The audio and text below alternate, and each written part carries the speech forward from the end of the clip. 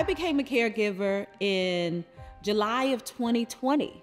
So the pandemic impacted a lot of people. I'm, no different than most folk.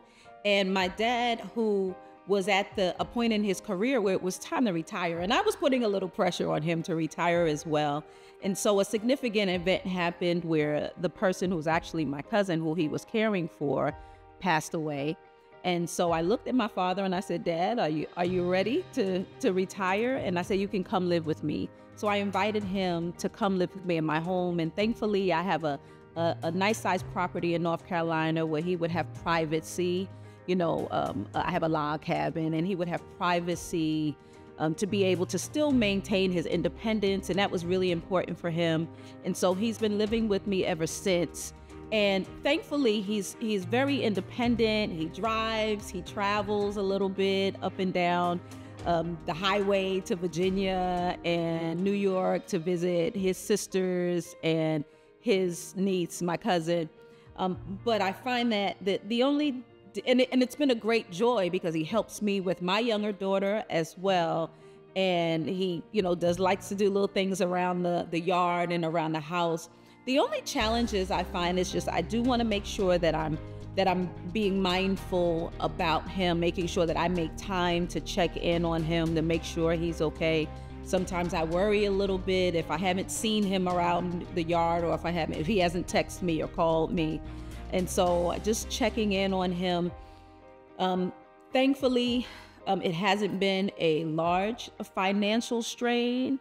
He gives me what he can, when he can, which is really nice. And again, it helps him to maintain a sense of independence and pride as a person, right?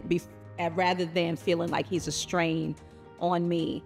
And I think the biggest thing is I do live day to day kind of wondering and aware of the moment when that changes. I am concerned a little bit at this point, like when might that shift happen? Will he need more attention? When he will need more care? And so I'm just in a place right now where I'm really trying to prepare for that moment, for that time period where I will need to step in and give him a lot more attention. That, my dad is my hero, and we all want to believe that they will always be our heroes. Ooh, that they'll always be strong and independent, but I know that won't be the case all the time. And I think that's the greatest challenge, is living in this fear that one day he will rely on me as much as I rely on him. And so I think that's my biggest challenge, is that fear. And try not to give into that fear. And the way that I'm battling that fear is to be prepared, just to be prepared and aware and ready so that I can stand in and take care of him like he's taking care of me. Oh, y'all got me in here crying. I didn't know that was gonna happen. The advice that I can give other caregivers is, I think the number one thing is preparation. I have a good friend who always says a resource is only a resource if you use it. And AARP, and there are all kinds of great organizations that provide access to resources for caregivers.